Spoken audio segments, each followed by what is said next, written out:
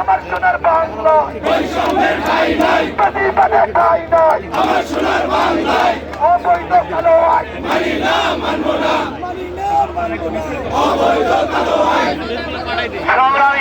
সংগ্রামী বন্ধুগণ, আসসালামু আলাইকুম। আমাদের আজকে এই প্রতিবাদ সভায় আমরা উপস্থিত হয়েছি। আজকে আমাদের এই রাতের বেলায় আমাদেরকে এই কালো বিবর্তনমূলক আইন কালকে তারা গেজেট প্রকাশ করেছে। এই গেজেট প্রকাশ করার জন্য জনপ্রশাসন সচিব আমাদেরকে ডাকে রেখে সারা দিন এই আইন মন্ত্রণালয়ে বসে থেকে রাষ্ট্রপতির কার্যালয়ে প্রেরণ করে এইটা সে বাস্তবায়ন করে দেখিয়ে দিয়েছে যে তারা চুক্তিভিত্তিক নিয়োগ যারা আছে তারা এই ৫-৬ জন সচিব আমাদেরকে দৌড়ানোর জন্য তাদের সিট বহাল রাখার জন্য এই আইন মানি না।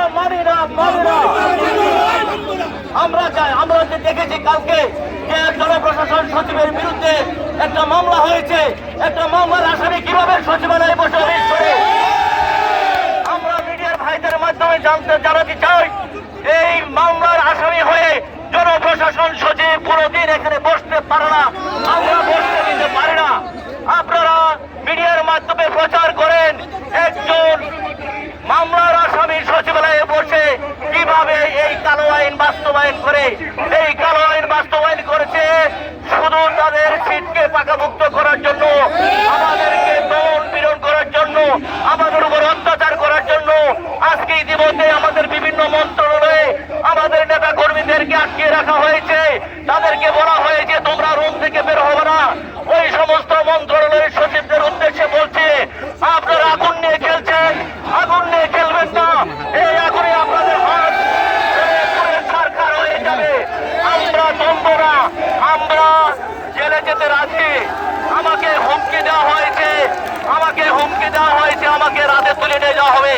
আমি ভয় করি না মরণে। আমরা এগিয়ে যাব এবং আজকে প্রয়োজনে জনপ্রশাসন সচিবের দপ্তরে আমরা যাব, তাকে বলবো আপনি কেন দ্রুত এই আইন পাশ করলেন। আমরা এত কাকুতি মিনতি করার পরেও আরেকটা গুরুত্বপূর্ণ কথা মিডিয়ার ভাইদের সামনে বলি। উনি আমাদেরকে গত পরশুদিন কমিটমেন্ট করেছিলেন, কনফারেন্স রুমে কমপক্ষে 200-300 অফিসার ছিলেন, সেখানে উনি কমিটমেন্ট করেছিলেন আমাদের সাথে আলোচনা করে চূড়ান্ত না হওয়া পর্যন্ত গেজেট নোটিফিকেশন করবেন না। আর দুর্ভাগ্যজনক উনি কালকে সারাদিন আইন মন্ত্রণালয়ে বসে থেকে এই গেজেট নোটিফিকেশন করে রাতের বেলায় আমাদেরকে পাঠিয়ে দিয়েছে। এই উনি বিচারিতা করেছেন, উনি আমাদের সাথে মিথ্যা কথা বলেছেন। এর তীব্র প্রতিবাদ জানাই। উনি আমাদের সাথে প্রতারণা করেছেন।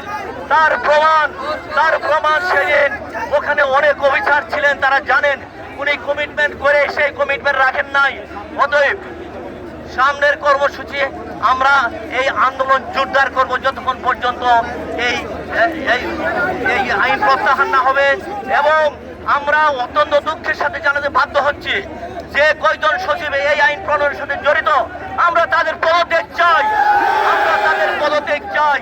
আমরা এই চুক্তিভিত্তিক নিয়োগ বাতিল চাই। চুক্তিভিত্তিক নিয়োগ এই সচিবরা উপদেষ্টাদেরকে ভুল বুঝিয়ে সরকার এবং কর্মচারীদেরকে মুখোমুখি দাঁড় করিয়েছে। আপনারা দেখেছেন এনবিআরও একটা এরকম প্রবলেম তারা সৃষ্টি করেছে। কি দরকার ছিল বাজেটের আগে তাদের এখানে হস্তক্ষেপ করা? কি দরকার ছিল আমাদের এই আইন করা? এখন কি এই আইন করার সময়? তারা কি একটা গভর্নমেন্ট, তারা এখন এটা রুটিন দায়িত্ব পালন করবে, তারা পলিসি মেক করতে পারে না। তারা শুধু সরকারকে বিব্রত করার জন্য আমাদের মাননীয় প্রধান উপদেষ্টা ডক্টর ইউনূস যখন বিশ্বব্যাপী তার নাম ছড়িয়ে পড়েছে, তাদের সুনাম ক্ষুণ্ণ করার জন্য তারা এই আইন করেছে, সচিবালয় বিশৃঙ্খল পরিবেশ সৃষ্টি করার জন্য। এই চুক্তিভিত্তিক 5-6 জন সচিব আছে, তারা দায়ী। আপনারা মিডিয়ার ভাইদের কাছে আমার অনুরোধ, ভাই আপনারা এই সচিব 5-6 জন সচিবের বিরুদ্ধে আপনারা লেখেন, আপনারা ফলো করে প্রচার করেন। বিশেষ করে একজন মামলার আসামি হয়ে কিভাবে এই আইন অধ্যাদেশ পাশ করে জনপ্রশাসন সচিব আমরা দেখেছেন, কালকে তার বিরুদ্ধে মামলা হয়েছে। আমরা তার প্রত্যাখ্যান চাই। আইন শৃঙ্খলা বাকি বাহিনীর কাছে আমাদের অনুরোধ, আপনারা তাকে গ্রেপ্তার করে সচিবালয় থেকে বের করে নিয়ে যান। যদি তা না নিয়ে যান, তাহলে আমরা তাকে গ্রেপ্তার করে পুলিশের হাতে দিতে বাধ্য হব।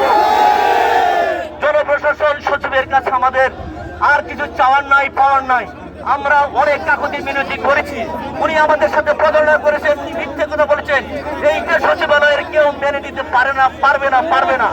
আমরা দুর্বার আন্দোলন করে তুলবো। আমাদের ভিতর যদি থেকে কেউ যদি সাবলাস করে, তাদেরকে বলবো, ভাই আপনারা আমাদের কাতারে চলে আসেন, আপনারা ঘরে বসে থাকেন না। যে সচিবরা আপনাদের দিচ্ছে, কয়েকদিন পরে তারাও সোজা হয়ে যাবে। আপনারা ভয় পাবেন না, ধন্যবাদ মিডিয়া কর্মী ভাই। বাংলাদেশ সচিবালয় কর্মকর্তা কর্মচারী সংযুক্ত পরিষদ, নুরুল ইসলাম সভাপতি, মুজাহিদুল ইসলাম মহাসচিব। কিন্তু আপনারা অনেকেই দেখছি প্রেস রিলিজ করার সময় এই নামগুলি আপনারা ইউজ করেন না। দয়া করে আপনারা বাংলাদেশ সচিবালয় কর্মকর্তা কর্মচারী সংযুক্ত পরিষদের প্রেসিডেন্ট নুরুল ইসলাম এবং মহাসচিব মুজাহিদুল ইসলামের নাম ব্যবহার করে আপনারা প্রেস রিলিজ করবেন, আপনাদের কাছে বিনীত অনুরোধ।